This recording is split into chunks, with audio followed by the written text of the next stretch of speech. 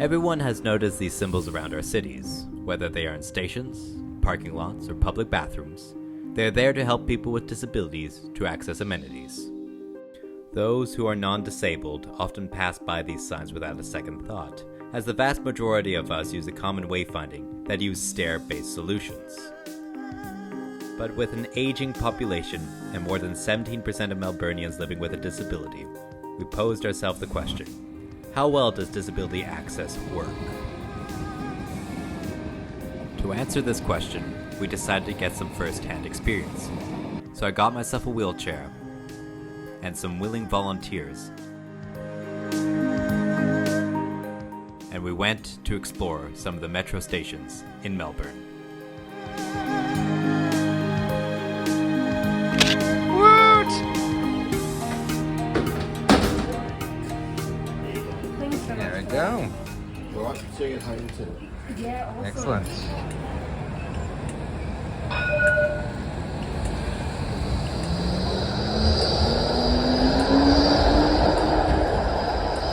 The first station to investigate was the South Yarra station. It is an important interchange, but also has had many complaints about the steep ramps that are the only ways onto the platform. To test the station, we simulated what it was like to get off on Platform 1. As most trains would have their wheelchair passengers sit at the front of the train, Mel had to start her journey at the very end of the platform. With trains now reaching 160 meters in length, Mel's journey to the ramps is extended greatly. Oh my god. How the fuck? I'm scared I'm gonna tip backwards. Yeah. Disability ramps are recommended to have a slope of 1 in 20. Clearly, this ramp is much steeper, causing someone as strong as Mel to take 3 minutes to struggle up the ramp.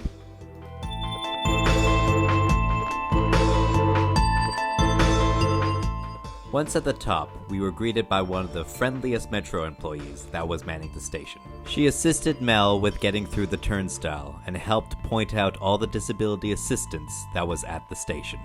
When asked about the ramps, she told us that you can contact someone at the bottom of the ramp and they can come down and attach an electric motor to assist you on your way up.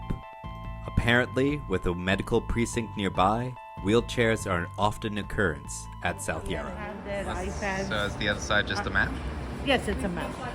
With recent upgrades to the station, the connecting tram stops have been upgraded to allow wheelchair access to low-floor trams.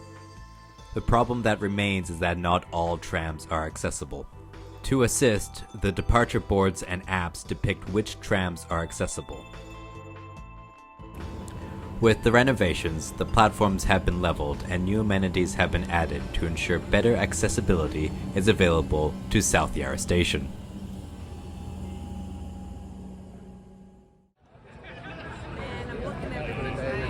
Smile.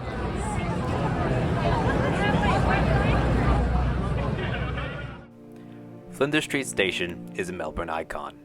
Built in 1910 to accommodate all metropolitan rail lines, the station has remained the city's busiest.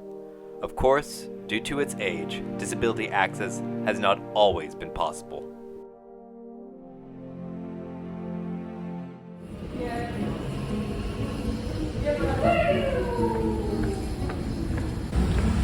You saw the problem, right? Yeah. Oh. Nope. There was a disabled toilet. Yeah. So platform 1 is via stairs. Depression and sadness. Yep. Unfortunately, the Elizabeth Street exit is not wheelchair accessible, leaving Mel to find a longer route around the station. Fortunately, once outside the station, the Yarra River Walkway is a beautifully accessible area, with paths being gently sloped for easy access. This leads us as well to another entrance to the station, along with a map showing us the best route for wheelchair access.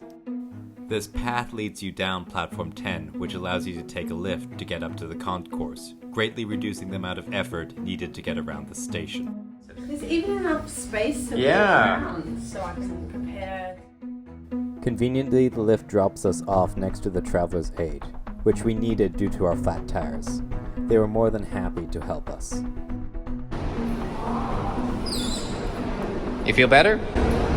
Oh my god, so much better. Now let's go back to the ramps.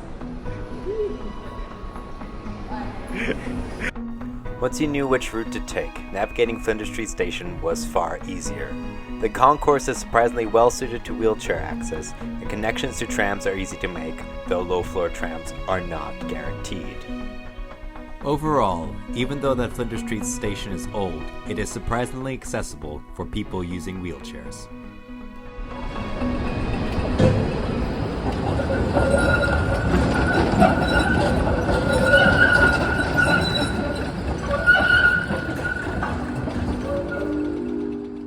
Southern Cross is a modern disappointment.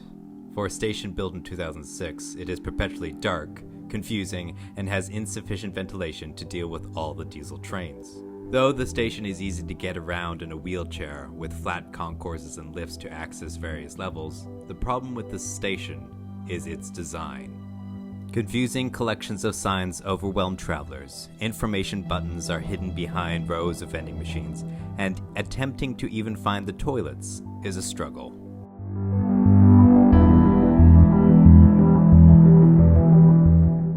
It primarily falls down to the poor design of the facility, with the placement of amenities not made in clear line of sight.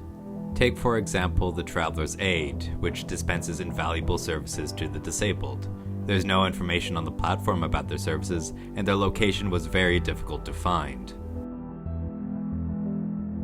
For a recently built station, it still has unlevel platforms that slope dangerously towards the tracks. Yeah, stop.